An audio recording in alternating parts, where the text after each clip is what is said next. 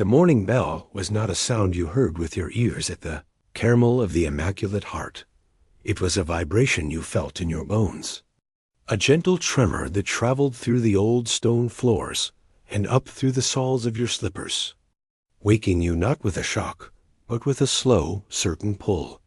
It was the heartbeat of the house, and it had been beating the same rhythm for over 100 years.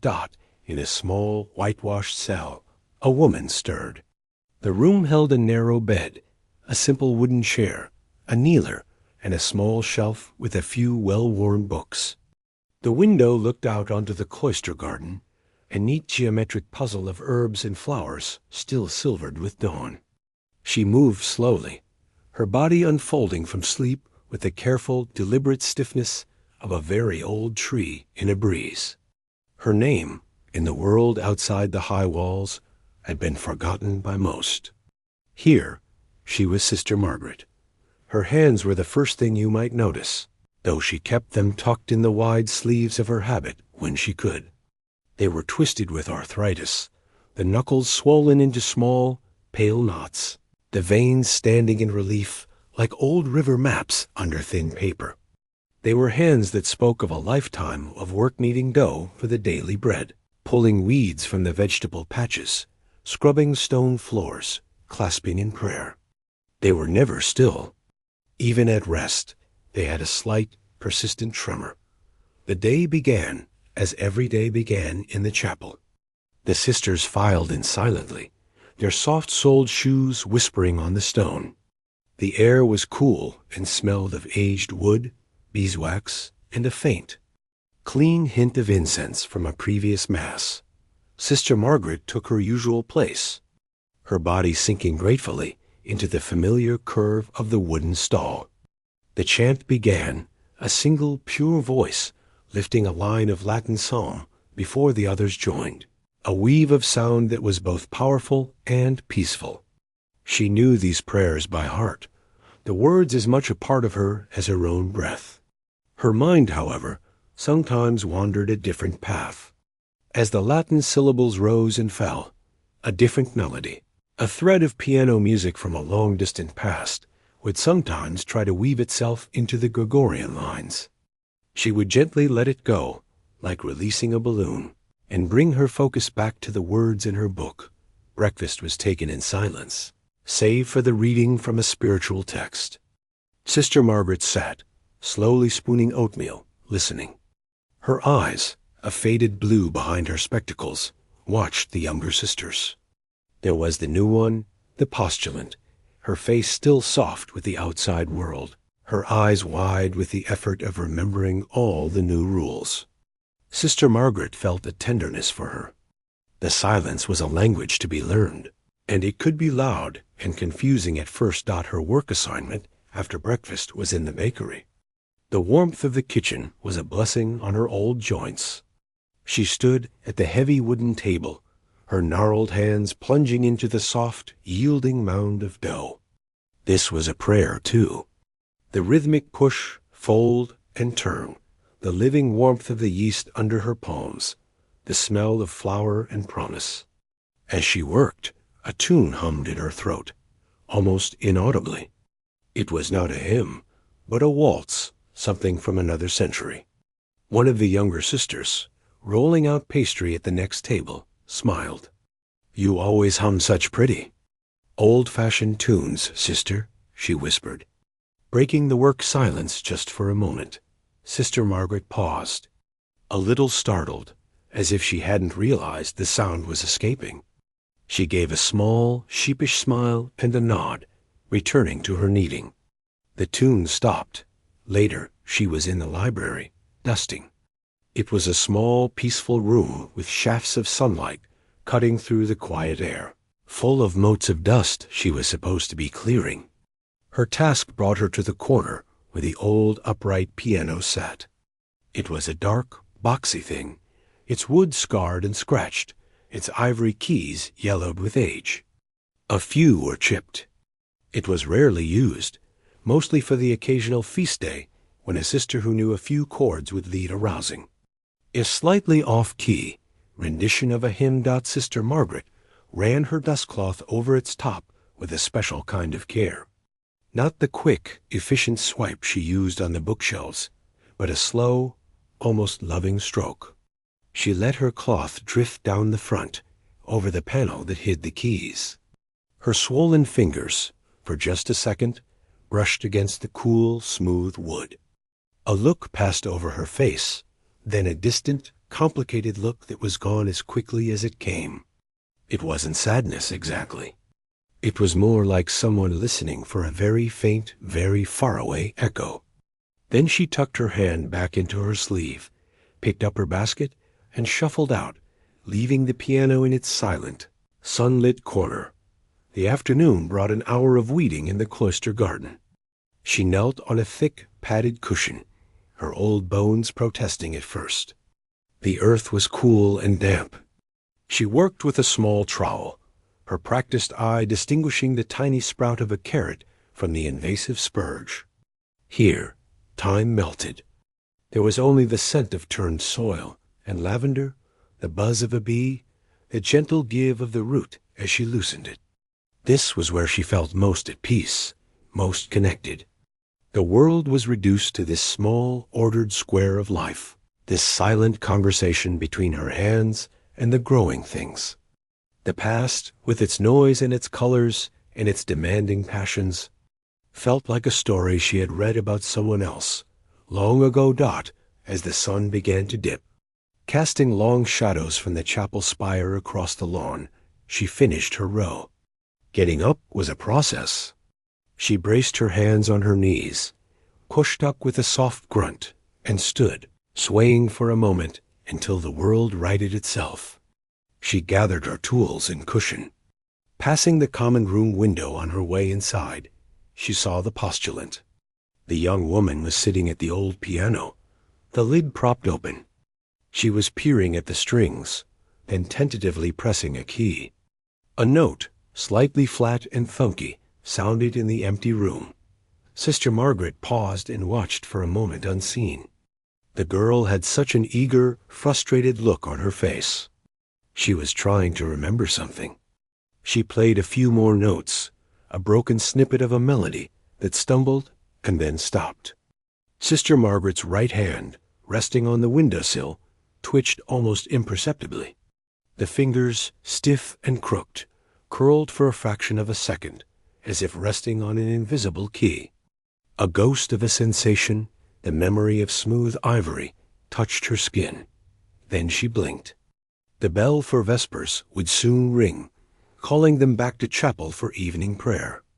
The melody in the common room had stopped.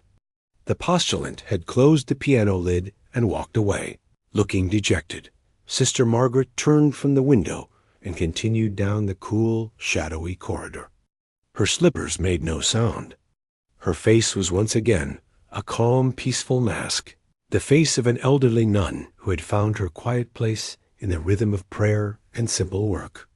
The excitement, the frustration, the glorious, terrifying world of performance, it was all locked away, a book sealed shut and placed on a very high, very dusty shelf.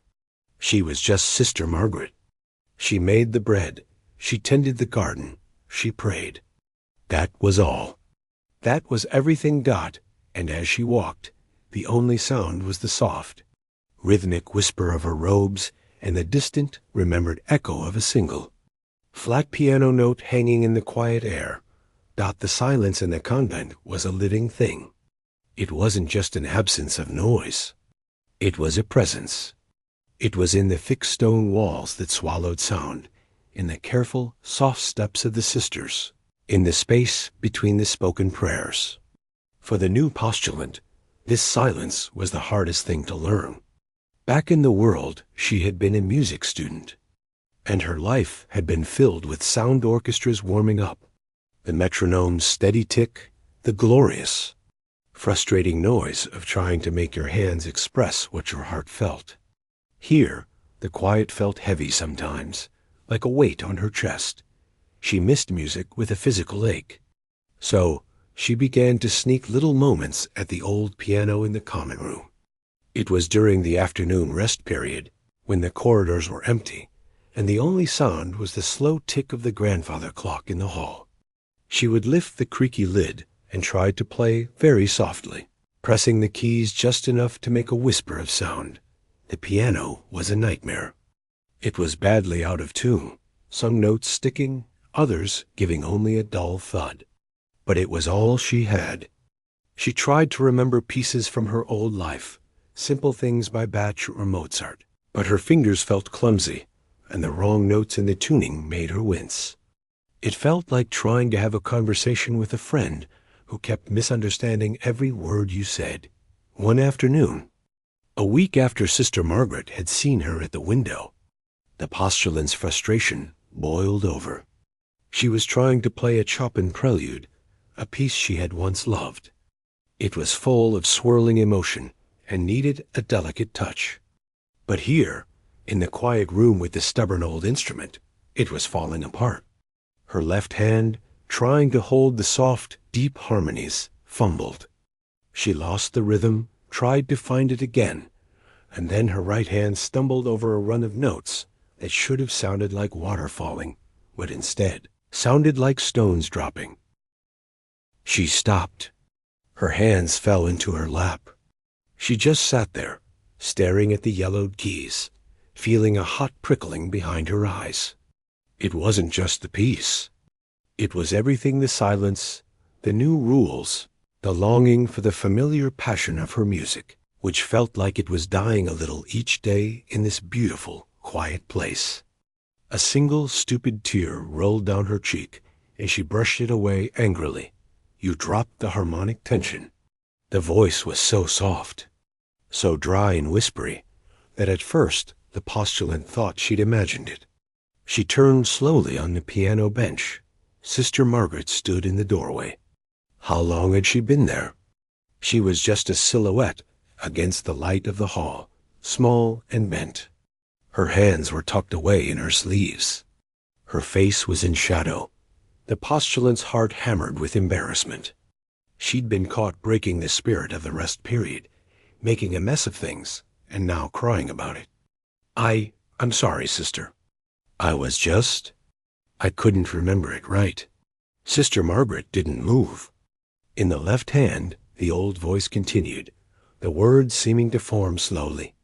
Before the resolution, the bass note must anchor it. You let it go too soon. She took a small, shuffling step into the room. It is like a sigh that is caught. It must be finished. The postulant stared. This made no sense. Sister Margaret was the one who hummed old tunes while kneading bread. She was the gentle, ancient sister who moved like a slow shadow through the garden. She didn't talk about harmonic tension and bass resolutions. Sister Margaret's eyes were on the piano now, not on the girl. They had a different look, sharp, focused, seeing something far away. She took another step, then another, until she was standing beside the bench. She looked at the postulant, and for a second, the young woman saw not an elderly nun, but a fierce, searching intelligence in that faded blue gaze. May I? The question was so quiet, the postulant almost didn't hear it. She scrambled up from the bench instantly, her frustration forgotten, replaced by a buzzing curiosity. Yes, of course, sister. Sister Margaret lowered herself onto the bench with great care. It groaned under the slight shift. She just sat for a long moment, looking at her own hands as she pulled them from her sleeves. In the light from the window, they looked worse than ever, the twisted fingers, the swollen knuckles. They looked like they could barely hold a spoon, let alone play anything. She held them over the keys, hovering. They trembled, the tremor more pronounced now. The postulant held her breath, wondering if this was a mistake, if the old sister was confused. Then Sister Margaret touched the keys. It wasn't a note, not at first. It was just a touch, the very tips of her fingers resting on the ivory, as if feeling for a heartbeat. She closed her eyes, and then she began to play. The first chord was a shock. It wasn't loud, but it was full. It was a deep, complex sound that seemed to vibrate in the wood of the floor and the postulant's own ribs. It didn't sound like the old, out-of-tune piano anymore. It sounded like a different instrument altogether. Then her left hand began a pattern, a deep, rolling wave of notes that was the foundation. It was powerful, controlled, absolutely steady. The tremor in her hands was gone, vanished completely the moment the music started. Her right hand came in with a melody that was both heartbreakingly beautiful and stormy with passion. It was music that poured out like a story of huge, sweeping landscapes and deep, private sorrow. The postulant knew this piece. It was Rachmaninoff, one of the big, difficult concertos, the kind that virtuosos played with orchestras in huge concert halls. But Sister Margaret wasn't just playing the piano part. She was somehow playing the whole thing. Her left hand was the orchestra, the cellos, the basses, the rolling storm of sound. Her right hand was the soloist, singing, weeping, shouting above it all. The old woman at the piano was transformed. Her back, usually so bent, had straightened. Her head was lifted, her face turned slightly upward. The lines on her face weren't lines of age anymore. They were lines of fierce concentration, of feeling, of a memory so vivid it was like she was living inside it. She wasn't in the common room. She was somewhere else entirely. The music filled the small room, spilling out into the silent corridor. It was impossible, glorious sound. A shadow appeared in the doorway. It was the sister in charge of the linen. She stood frozen, a stack of folded towels in her arms, her mouth open. Then another sister appeared behind her, drawn by the sound. And another. They crowded in the doorway, not speaking, not daring to move. Their faces were pictures of pure astonishment. This was Sister Margaret? Their Sister Margaret, who weeded the carrots. The postulant watched the hands. They flew over the keys, not with the athletic, pounding force of a young performer, but with an impossible, fluid grace. Those gnarled, crooked fingers found stretches and positions that should have been agony, but they moved like water.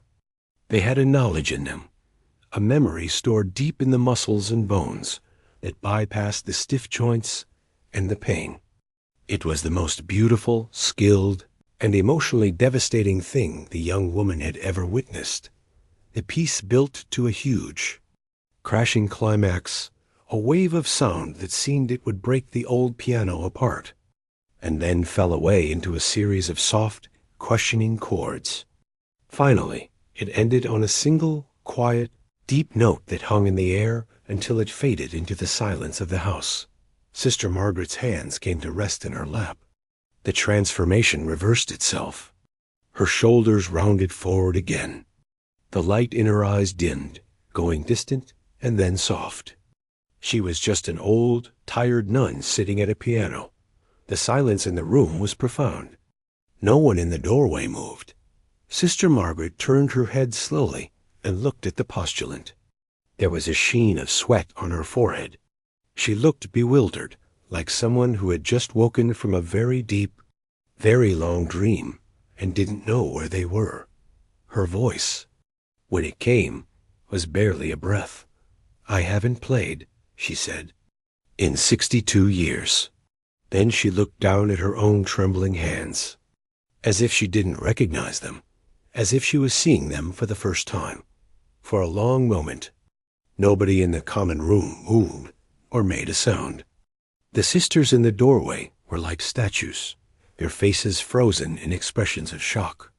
The only movement was the slow dance of dust motes in the sunbeam that fell across the old piano. The air itself felt charged, thick with the echo of the music that had just finished vibrating through it. Sister Margaret sat perfectly still on the bench, her head bowed, looking at her hands now folded in her lap. They were trembling again, the small, constant tremor back. The great wave that had lifted her up and carried her had receded, leaving her beached on the shore of the present, looking fragile and very, very old. She seemed smaller than before, as if the music had taken something out of her. The postulant was the first to break the spell. She took a step closer, her own eyes wide. Sister, that was. I've never heard anything like that. Her voice was a hushed whisper, filled with awe. That was Rachmaninoff. At the sound of the composer's name, Sister Margaret flinched, just a tiny movement of her shoulders. It was as if the word was a key that unlocked a door she had kept sealed for a lifetime. She didn't look up. The sister with the linens finally remembered to breathe. She took a step into the room, her practical nature reasserting itself despite her astonishment. Sister Margaret, are you quite all right? You're pale. The old nun nodded slowly. I am tired, she said, and her voice was the familiar dry whisper again, but it sounded thin, stretched. Just a little tired. The news, of course, could not be contained. It was too extraordinary. A secret in a cloister is a rare thing, and a secret of this magnitude was impossible to keep. By evening prayer, a hushed electric energy buzzed beneath the silent rituals. Glances kept flickering towards Sister Margaret's usual place in the chapel stalls. She was there, her head bowed in prayer, looking exactly as she had every day for decades. But she was not the same. They had all heard or heard of what had happened. The elderly sister who weeded the garden was now a figure of mystery. The Mother Superior, a woman of calm authority and deep wisdom, knew something significant had occurred. After the final prayers, she did not go to her study. Instead, she walked slowly to the common room. She found the postulant there, sitting alone in the twilight, just staring at the closed lid of the piano. Tell me, the Mother Superior said, her voice gentle. Tell me exactly what happened. The postulant told her everything, her words tumbling out in an excited rush, the frustrating practice.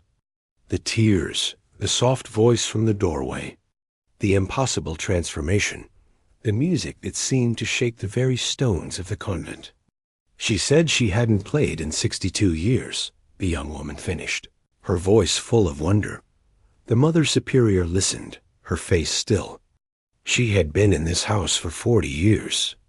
She had received Sister Margaret when she was a much younger sister herself. The woman's file was sparse. A late vocation, a quiet dedication, a request for the contemplative life with no mention of a past. It had never seemed important. Now it was the only thing that was important.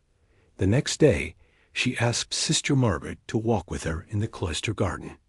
They moved slowly along the gravel paths between the neat herb beds. The morning was cool and fresh. The sisters are talking, of course, the Mother Superior began, her tone conversational. They are concerned for you and immensely curious. Sister Margaret kept her eyes on the path. I am sorry for the disturbance, Mother. There is no disturbance. There is only a gift that was hidden and is now partially revealed. She stopped and turned to face the older woman. Who were you, my sister? Before you came to us? Sister Margaret was silent for so long that the Mother Superior thought she would not answer. She watched the struggle on the old face, the clenching of the jaw, the working of throat as she swallowed. The past was not a friendly country for her to visit. My name, she finally said, the words rustling like dead leaves, was not always Margaret. She took a shaky breath. I was a child who played the piano. Only that, from the time I could reach the keys. It was all I was. And then, haltingly, in bits and pieces over the next few days, the story emerged. The Mother Superior and the postulant, whom Sister Margaret seemed to trust, listened in the quiet of the Mother Superior's study. She had been a prodigy, a word the world outside loved to use. In her hometown, people would stop outside the house to listen to the little girl practice. By 10, she was playing with the city orchestra. By 16, she had moved to New York, to the finest school for music in the country. They gave her a new name, a stage name they said was more elegant. She didn't use it now. It belonged to a ghost. They called me the next great one, she said, her voice flat as if reciting a weather report. There were reviews in papers, photographs, a record, even one. Her twisted hand made a vague motion. It was all arranged. A debut at a famous hall. A tour across Europe. Managers, contracts. It was a train that had left the station, and I was just on it. She described a world of bright lights, of pressure, of endless hours in practice rooms that smelled of dust and ambition. She spoke of the music not as a joy, but as a demanding God that required everything. Her hands, even then, had begun to ache with the strain. Then she spoke of the loss. Her voice, which had been so flat, broke. It was her younger brother, her only sibling, her truest friend, the one who kept her grounded in the whirlwind of her strange young life. An accident, swift and cruel, while she was away at a summer music festival. She had not been there. She had been practicing Scarlatti while his life ended. I played the debut, she whispered, her eyes seeing nothing in the quiet study. I played it for him. It was technically perfect, they said. A triumph. A single tear traced a path down her wrinkled cheek. But it was empty. It was just notes. The music inside me. It had gone dark. The piano was just a box of wood and wires. It was a coffin for sound. She had canceled the tour, vanished from the scene. The managers pleaded and threatened. The newspapers wrote puzzled, disappointed articles. The next great one had simply burned out, they decided. A familiar story. For a year, she wandered. She could not go home, for home was where the ghost of her brother was strongest. She could not touch a piano. The very sight of one was a physical pain. She ended up, quite by chance, attending a service in a small, poor church. Not for the sermon, but just for the silence. And in that silence, for the first time since the accident, she felt a stirring that wasn't grief. A tiny, quiet pull towards something else. A different kind of dedication. I didn't come here to play, she said, looking directly at the Mother Superior, her gaze clear and fierce. I came here to stop. I came to work with my hands in the earth, to pray with words that were not mine, to be small and useful in a quiet corner of the world. I made a promise to myself and to God. The piano was a part of the person I was leaving behind. I have not touched one, not truly, from the day I entered these gates. Until, she glanced at the postulant. The room was silent. The postulant felt her own eyes stinging. The story was so much bigger, so much sadder than she had imagined. This wasn't just a hidden talent. It was a buried life, a monument to grief. The Mother Superior reached out and placed her hand over Sister Margaret's twisted one. You have kept your promise for 62 years, she said softly. You have been a faithful servant, a true sister. That young girl, with all her talent and all her pain, she brought you here, to us. Her sacrifice is part of your holy offering. Sister Margaret bowed her head, weeping silently now, the deep, quiet sobs of someone finally laying down a weight carried for a lifetime. The music you played yesterday, the postulant ventured softly, after a long while. It wasn't empty. It was full of everything. Sister Margaret looked up, her face wet. It was a memory, she said. Just a memory. When you stopped playing, I heard the mistake, and for a second, I was back in a practice room, teaching a student, and then it was just there. The music was just there, in my hands, waiting. I didn't think. I just let it out. The Mother Superior squeezed her hand.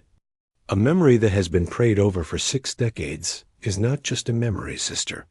It is a prayer itself. They sat together in the quiet as the afternoon light slanted through the window. The secret was out. The book was open.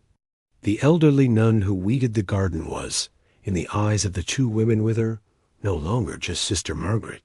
She was also, and would always be, the girl who had been the next great one, carrying her sorrow and her song into the silence, where it had waited all this time to be heard again.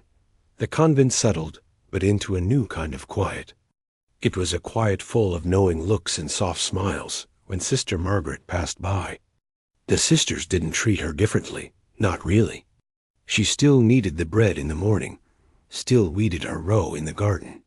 But now, sometimes, a sister polishing the hallway would pause and listen if the old nun happened to be humming one of her waltzes. They heard the tune differently now. They wondered what symphony was hidden in that simple melody. The postulant, however, could not let it rest. The music she had heard in the common room played on a loop in her mind. It was the most authentic, raw, and beautiful thing she had ever witnessed. It felt like a holy thing itself, and the idea that it existed only in the memory of a few people in that room felt almost wrong. A gift like that, she felt in her young heart, was meant to be shared. Not for fame, but for the simple reason that beauty can heal, and the world outside their high walls was often so wounded and noisy. She went to the Mother Superior with an idea. It was a daring one, and she presented it with her hands clenched nervously in her lap. "What if," she began, her voice hesitant, "we could share just a little of it? Not Sister Margaret herself. She should never have to face the world again. But the music, just the music." The Mother Superior listened, her expression unreadable. "Go on," the postulant explained. "A simple audio recording. No video, no pictures of Sister Margaret's face. Just the sound of her playing on the old piano in their own common room. They could put it on the convent's website, the one they used mainly to post the schedule for their prayer services and a little history of their order. It would be like leaving a window open so a song could drift out. And what would Sister Margaret think of this?" The Mother Superior asked. "That's just it," the postulant said, leaning forward. "We ask her. We make it completely her choice. We tell her it could be a different kind of prayer. A prayer for anyone who happens to hear it." The Mother Superior was silent for a long time, looking out the window at the garden where Sister Margaret was slowly, carefully, tying up the tomato plants. "We will ask," she said finally, "but we must be prepared for her to say no. Her peace is our first concern." Asking her was a delicate matter. They waited for a gentle afternoon. The three of them sat in the sun-dappled common room near the piano. The postulant did the talking, her voice soft and full of respect. Sister Margaret listened, her face growing more and more, still as the young woman spoke. When the postulant finished, the old nun turned her gaze to the piano. She looked at it not with fear, but with a deep, weary sadness. "You want me to play for the world," she stated, not as a question. "Not for the world," the Mother Superior corrected gently. "For whoever might need to hear it, without ever knowing it is you. It would just be a piece of music from our house, a gift from our silence to their noise." Sister Margaret was quiet for a long time. "I made a promise," she whispered. "You promised not to perform," the postulant said carefully. "This isn't a performance. It's an offering. In here, it's just you and the piano and us. What happens to the sound after? That's not on the stage. It's in God's hands." The word offering seemed to land differently. Sister Margaret closed her eyes. She thought of her brother. She thought of the empty, perfect debut she had played for him. This would not be perfect. The piano was out of tune. Her hands were old and stiff. It would be flawed, human. Maybe that was a truer offering. "One piece," she said, opening her eyes. "Only one. And not Rachmaninoff. Something quieter." They decided on Debussy's Clair de Lune. It was all moonlight and water reflections, soft and contemplative. But as they talked, Sister Margaret had another thought. A fragment of melody, a series of chords that had come to her over the years in the garden, during prayer. A melody that was her own, a song of grief that had slowly, over decades, woven itself into a song of acceptance. She had never played it for anyone. "May I," she asked, her voice almost shy, "play my own piece at the end? Just a little one." The postulant felt her heart leap. Of course. That would be the real gift. The recording was made 2 days later. They used the postulant's simple digital recorder, the kind used for lectures. They placed it on a cushion on a chair near the piano. Sister Margaret asked to be alone with just the postulant and the Mother Superior. The other sisters prayed in the chapel, holding her in the silence. Sister Margaret sat at the piano. She was nervous. Her hands trembled badly. She played a few scales, wincing at the out-of-tune notes. "It sounds terrible," she murmured. "No," the postulant said, her finger on the record button. "It sounds real." Sister Margaret nodded. She took a deep, slow breath, closed her eyes, and began. Clair de Lune emerged not as a polished jewel, but like something uncovered from soft earth. The old piano's imperfections gave it a vintage, haunting quality. Her phrasing was slow, deeply felt, every note placed with an emotion that came from a lifetime of reflection, not from a concert hall. It was unmistakably the work of a master, but a master who had traded technique for soul. When the last note of the Debussy faded, she did not pause. Her hands shifted on the keys, finding a new, unfamiliar series of chords. It was a simple, ascending pattern, hopeful, but tinged with a blue sadness. Then it unfolded into a melody that was both a question and an answer. It was not showy. It was profoundly peaceful, and yet it carried within it the echo of an old, profound hurt that had been gently carried until it became something else. It lasted maybe 2 minutes. It ended on a single high, clear note that seemed to hang in the air, unresolved yet complete. She lowered her hands. The recording was done. The postulant, tears streaming down her face silently, stopped the recorder. The Mother Superior had her hands clasped so tightly her knuckles were white. None of them spoke.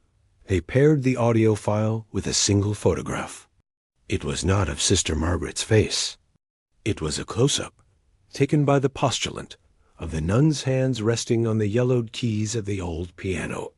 You could see every wrinkle, every swollen knuckle, every mark of age and labor. The caption was simple: "A piece of music from our home.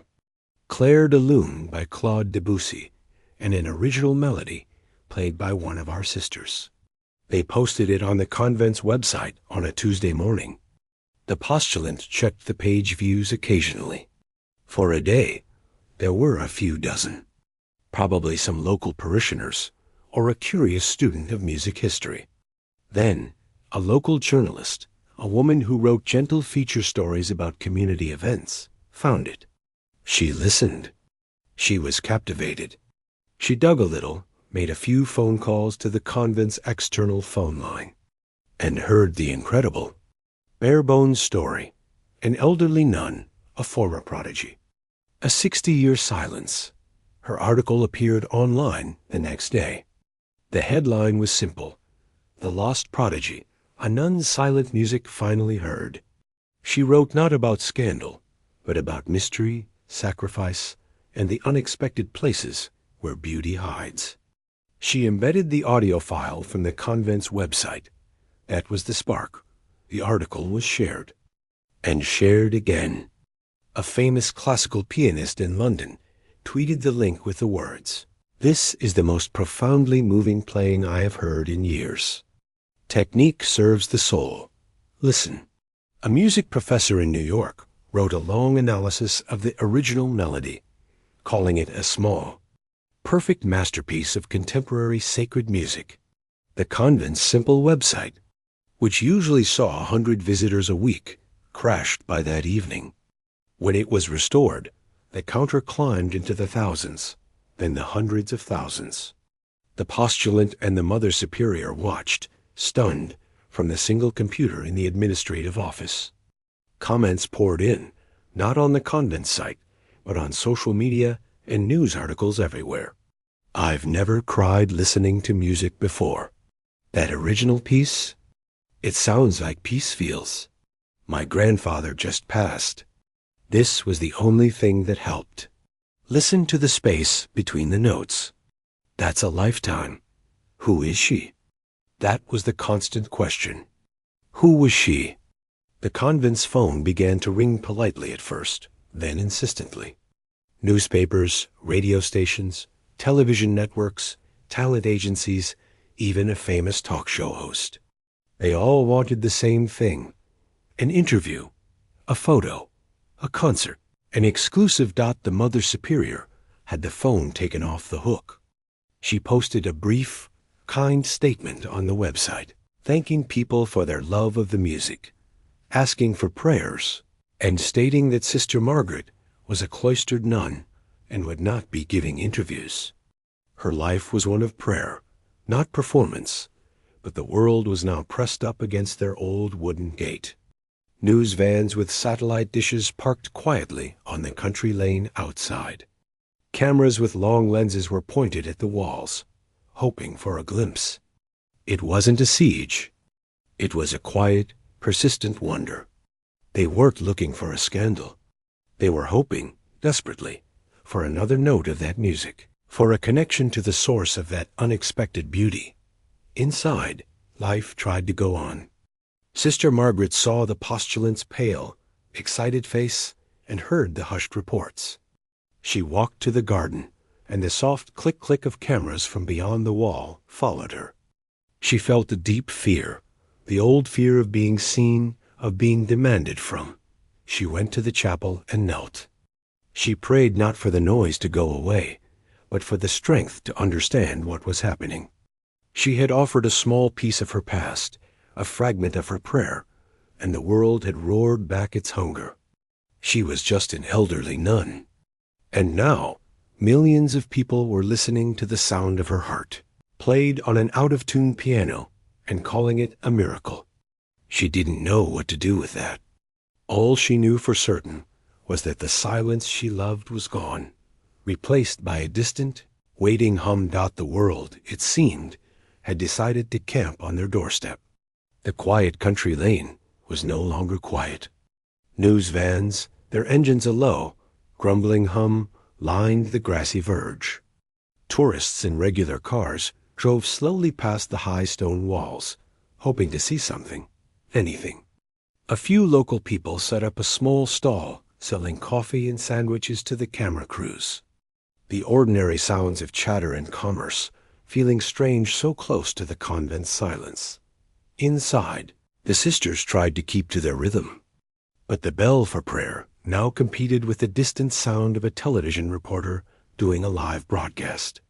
The peace of the garden was pierced by the occasional whir of a drone camera flying too high overhead, until the local police asked them to stop.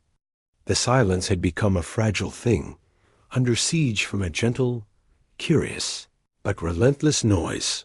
Sister Margaret felt it most of all. She could feel the gaze of the world, like a heat on the back of her neck, even through the stones. She took to walking in the interior cloisters, away from the outer walls. The fear was a cold knot in her stomach. It wasn't the fear of people, exactly. It was the fear of the past, rising up and swallowing the peaceful present she had built with such care over 62 years.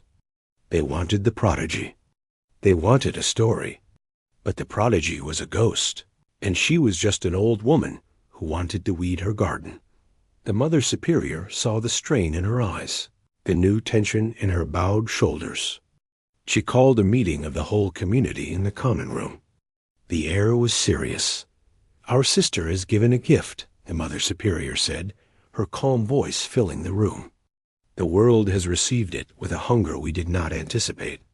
But we cannot let this hunger disturb our peace or hers. This is our home. We must decide how to answer this together. Ideas were offered, quietly and with great care. One sister suggested they simply wait, that the world would grow bored and move on. Another worried that the attention, however well-meaning, was a distraction from their true purpose of prayer. The postulant, her heart aching for both Sister Margaret and the millions who had been touched, spoke tentatively. "They aren't asking for anything bad," she said. "They heard something beautiful and true. They're drawn to it, maybe. Maybe we can give one more piece of music, but on our terms, in a way that doesn't ask Sister Margaret to become someone she isn't."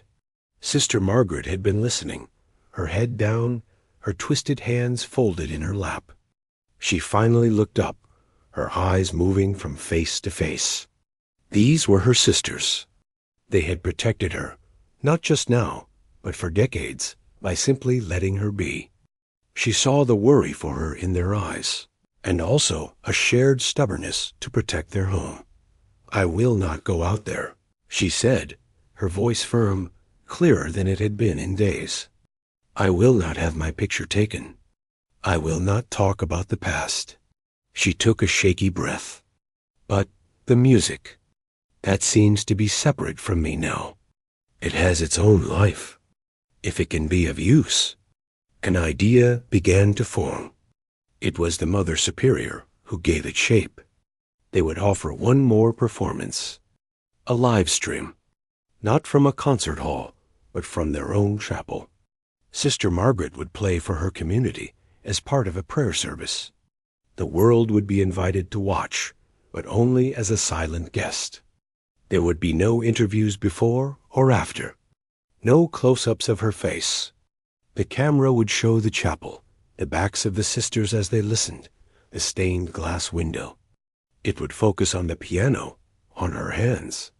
It would be, in every way, an act of worship from their home. And any money offered, for there would surely be offers, would go directly to the convent's charities, to the soup kitchen and homeless shelter they supported in the city.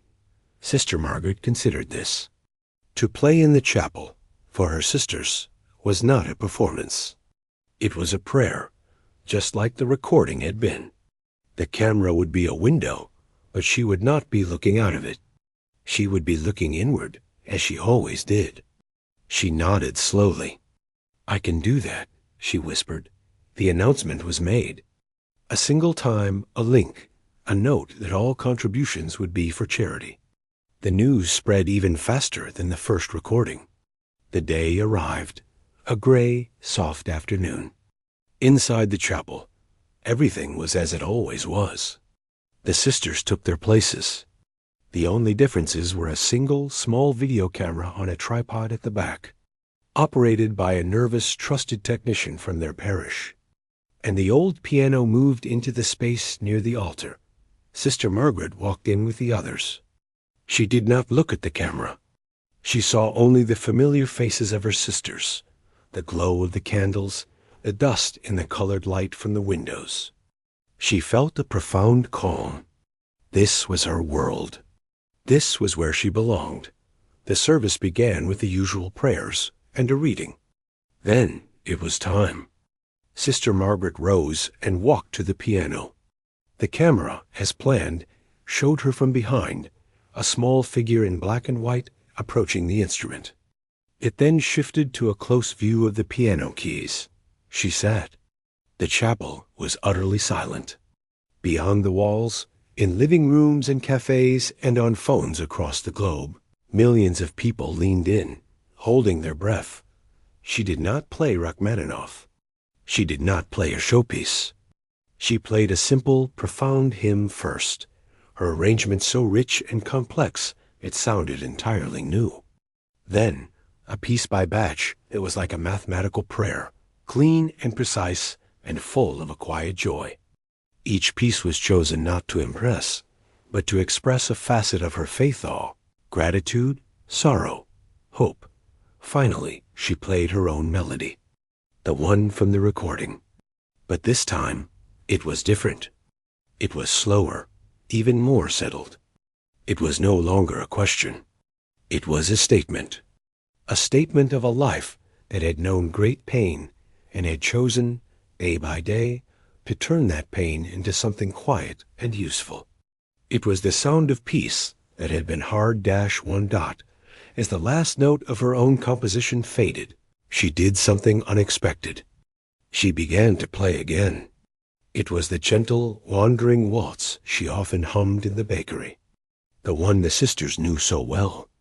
It was a folk tune, simple and sweet. She was playing it for them, for the young postulant who had started it all, for the sister who mended the linens, for the Mother Superior who had guided them. It was her thank you. When she finished, she placed her hands in her lap and bowed her head. The chapel remained in a deep, respectful silence for a full minute before the service continued.